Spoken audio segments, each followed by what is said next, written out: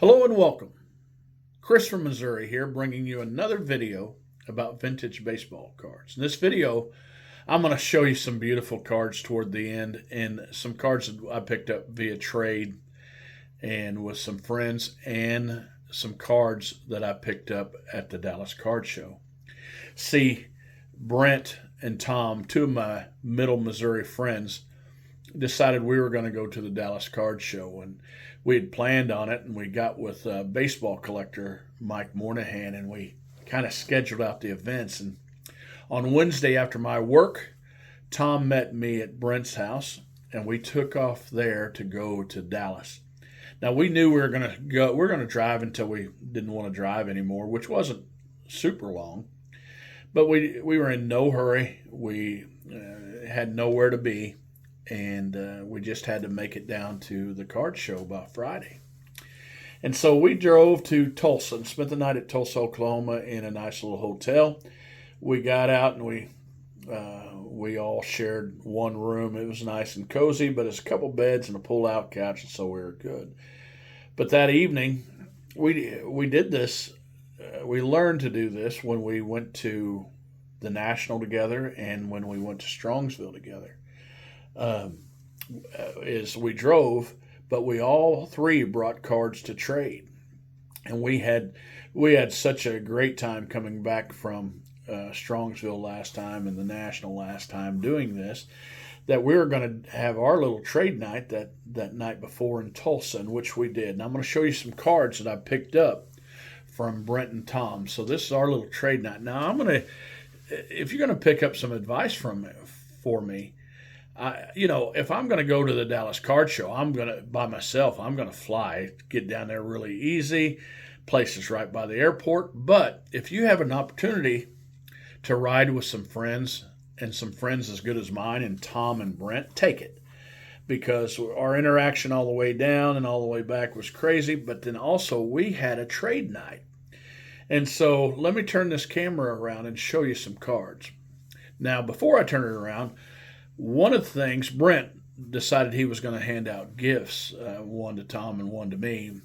And the gift that he gave me, and I'm not showing it here because I left it in Tom's truck, but he got me a bobblehead of John Donaldson. See, I live in Glasgow, Missouri, and that's where John Donaldson, who was on the Hall of Fame ballot this year, is from. And so I now have a John Donaldson bobblehead, which I think I might let the museum in town borrow for the summer. So let me turn this around and show you some cards that I traded for. Now, what we did is we took turns at looking at each other's stuff, and we pulled out stuff to trade individually, and I could not tell you who I got these from, Brent or Tom, but I do want to show you this.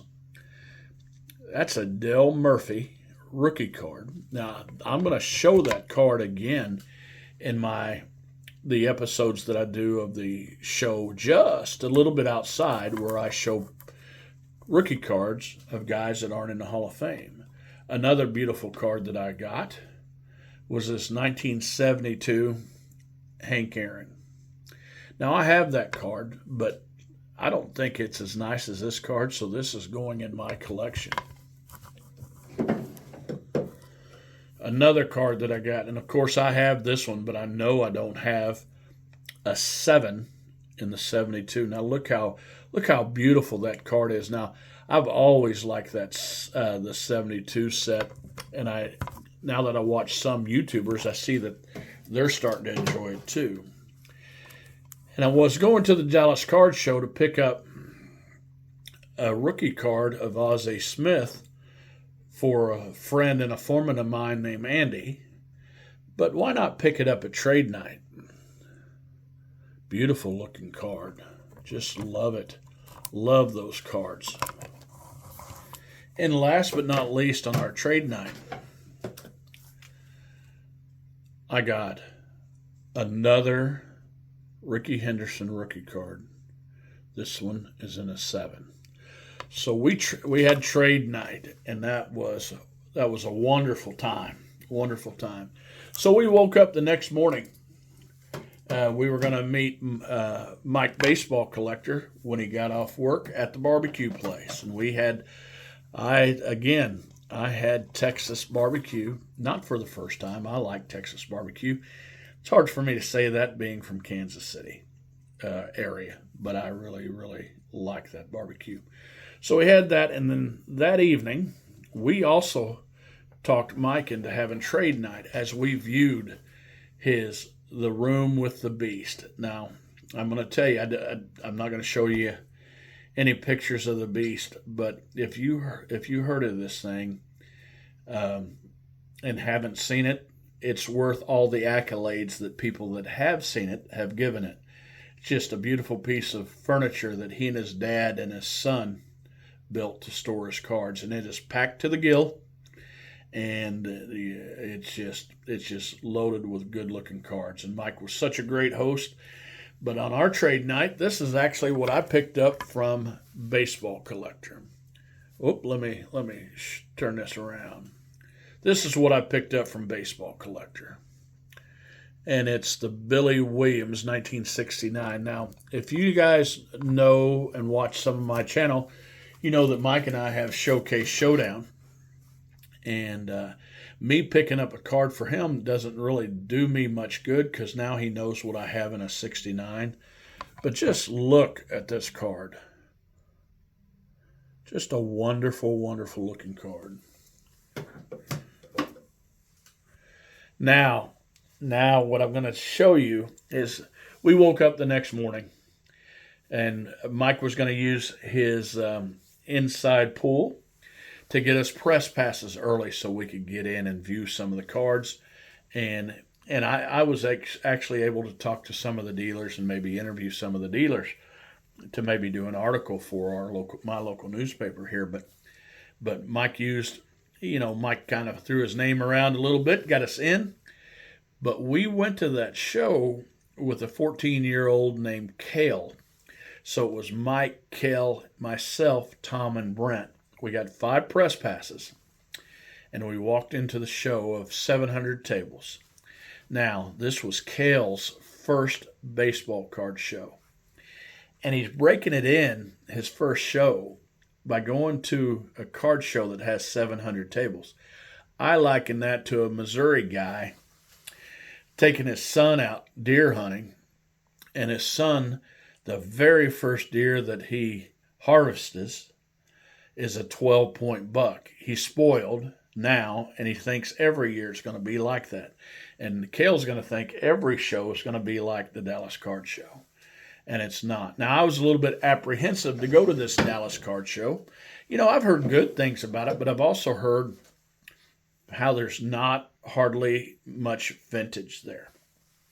Now, I don't care if you're a vintage collector or you're, a new card collector, or even if you just open packs. But if you're going to go to a show, you want it to have what you're looking for, or there's really no reason to go to the show. And so I've seen a ton of videos in the past. You can look it up that tells you how, there's just too much, new stuff there. I will tell you that I've never been to a card show that had as much Pokemon as it did. But this was Friday, and Kale was skipping school, and I guess I was skipping work, and we took off. And let me tell you, I had a wonderful time. There was plenty of vintage cards there. There was plenty of dealers willing to make deals. Now, I had been planning on going to this card show, and if I'm going to go to a big show like Dallas or the National or Strongsville, I tend to want to pick up a bigger card so I can kind of remember that card show and commemorate that card show with a big card that I saved from my collection. And I'd saved up money, and I didn't spend a ton of money at any of the late card shows during the last half of the year. And so my wife, she gives me a kiss on the cheek, and she tells me, go buy yourself a big card. You deserve it. Now, I love to hear the fact that she says that I deserve it, but I think she's going to break it to me here in a week or two, telling me what big mountain she's going to climb, because she has a different hobby than I do, but she loves it when she sees me enjoy my hobby, and I love it when I see her enjoy her hobby. So I had brought some money. I was going to hit up some dealers, and I knew some of there was dealers there from the National. There was dealers there from Strongsville. There was some dealers there from Kansas City, and I knew a lot of them. And I was prepared to find some cards and make a deal. And I was going to buy a big card. Now I'm not going to show them in order that I bought, but I bought 11 cards. I didn't take much to trade. Matter of fact, I didn't take any cards inside the trade. I left the stuff that I got from the guys and my extra stuff out in the car. But when we walked into the card show, there was some other YouTubers there. I got to see Matt there, Matt and Tyrus. I got to see James Elite Hunter there. Gosh, I'm going to miss some people, but there were other YouTubers there and got to say hi to them. But there were some great dealers there, some great cards to look at. So let me turn this around and show you some cards. Now, I increased the value of my card hobby, or of my cards in my collection quite a bit, but I really increased the beauty of the cards in my collection quite a bit. So I'm just proud to show you, and I hope you enjoy these cards as much as I do. So without further ado, here's the cards that I picked up at the Dallas Card Show. I have them in order kind of by value, but at the very kind of last couple of cards, it's hard to tell what the value is. So I have them by what I like the best with the value, if that makes sense. And if it doesn't make sense, you probably don't like this channel anyway, because I don't make sense a lot. So here, take a look at these cards. So you guys know I do Showcase Showdown with Mike, baseball collector, that most of you do. We haven't done George Kell yet, but if we do, I picked up a 1953 George Kell to start working on his run. Lou Boudreau, I picked up a 49 leaf Lou Boudreau kind of for his run, but this, not after I show a couple more cards, I'm only 2 cards away from completing the Hall of Fame leaf, or the Hall of Fame leaf run, and Lou Boudreau meets that designation. We're doing a Gil Hodges run coming up on Showcase Showdown, I imagine. And here's a 1955 Topps Gil Hodges in beautiful, beautiful condition. Now, there's a dealer there, Tom. You guys have seen him at Strongsville, and you've seen him at the National, and you've seen him at big shows. And he had a set registry of the 49 Bowman cards, and I'm working on that. And I needed just a few cards. So you're going to see some condition cards that I picked up that you normally don't see in Chris from Missouri's cards. So take a look at these. 1949 Bowman, Luke Appling. It's an old label, but look how pretty that card. And that's a grade of 6. Now that grade, that number that I just said to you, is just how I'm describing that card. It doesn't matter, and it's not going to matter till we get to Showcase Showdown. And then I'm going to yell out the number 6 instead of telling him how pretty it is. But look at this card here.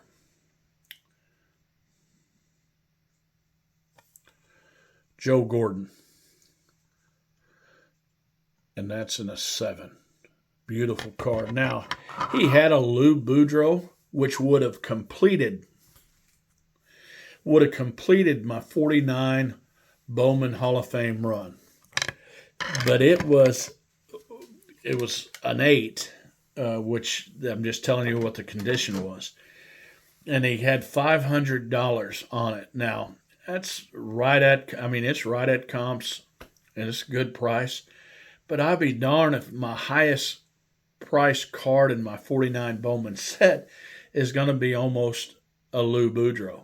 So I'm going to wait till I maybe find one not in such great condition and maybe not so high a price. Now, this next card I picked up is a 52 Peewee Reese. Now, if you know anything about the 52 Topps Peewee Reese, it's a high number. Now, look at this beautiful card. Now, I got plastic still on it, so you think this is a scratch, but it's not.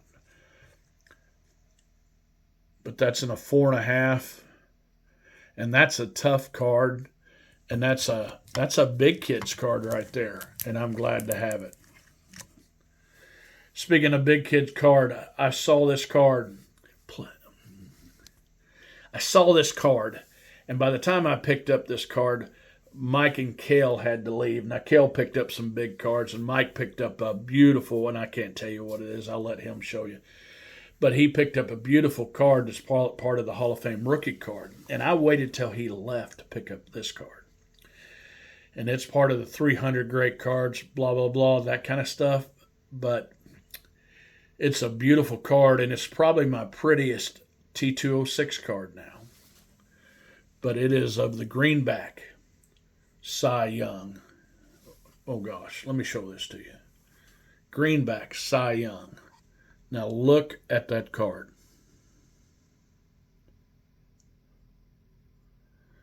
That is a beautiful card. It's in an SGC holder. Now, guys, I know there's PSA guys and SGC guys, but that T206 and that greenback with that white border looks really, really sharp in that tuxedo.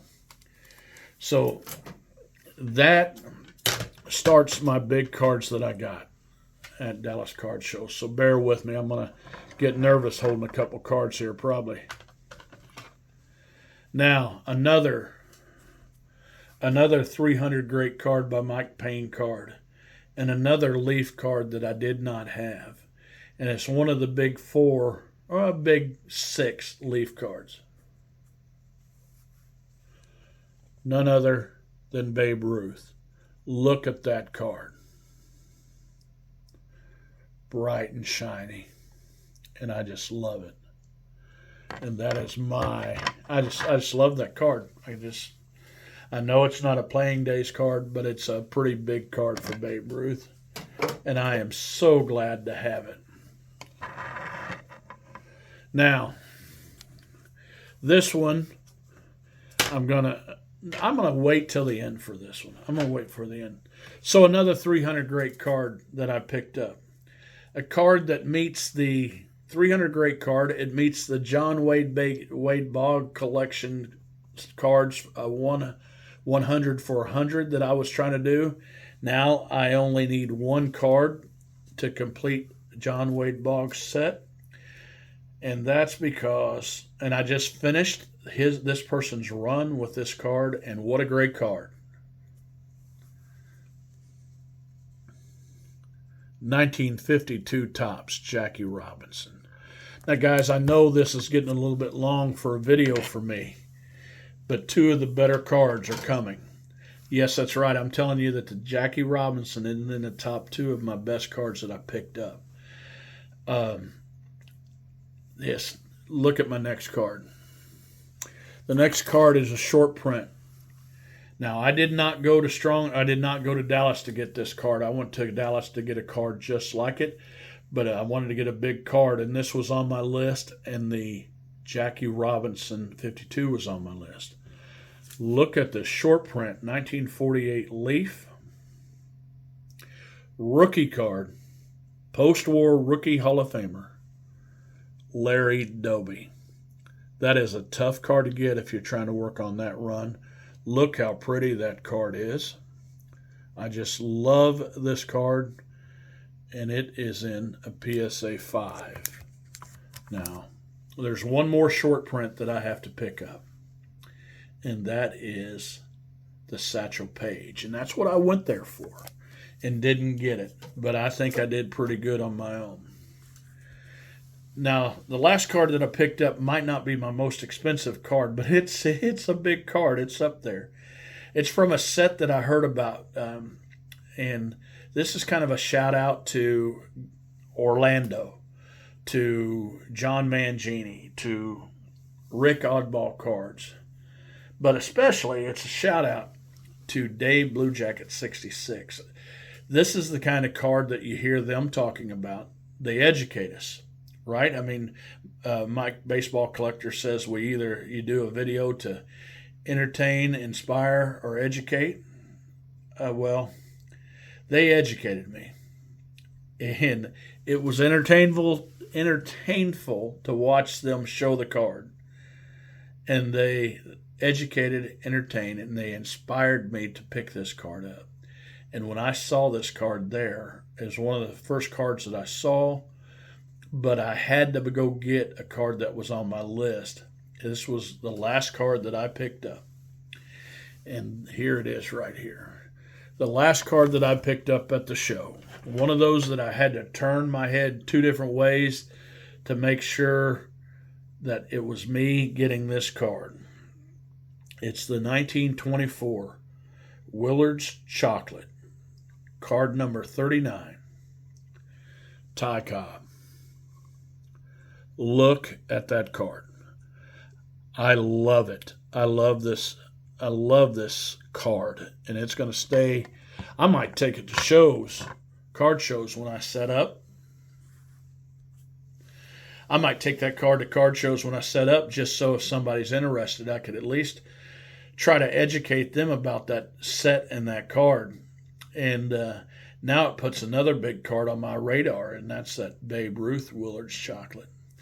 But it's nice to have guys on here like those aforementioned guys that I said that collect different kind of cards. But I'm so excited that I can talk to them about this card. Now, that Dallas card show was incredible. We had a good time right coming home. I got home in time to watch the Chiefs win. There was probably a smattering of boos that just went out that are watching this right now. But I got to watch the Chiefs win with my wife, which I've done almost every time in the last 3 years. And so that was great that I got home. But Brent and Tom were fun. Just so they're such good friends. And guys, listen, if you don't have a friend in this hobby, I can tell you, reach out to somebody. Go to a card show with them. I mean, that's stuff that you'll thank me later on. It was great seeing Kel go to his first card show. What a great kid. What a guy that's going to grow up and do great things someday. And I just can't thank Mike and his wife for allowing us to come into their humble abode, look at the beast, and just have fun together. And I'm looking forward to another big card show. My next big card show is in Strongsville, Ohio. Now, this is awful early. Book your room to Strongsville, Ohio. It's in April. It's somewhere between April 10th through 14th. Look up the dates. Get yourself a room at the Best Western in Strongsville.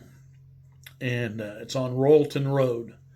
Mention that you're going to the show and you're part of the YouTube group. You don't have to be a content creator. You're just part of the group. If you're watching this, you're part of the group. If you're watching any YouTube stuff, you're part of the group. Talk on some people's show. Comment on other people's stuff.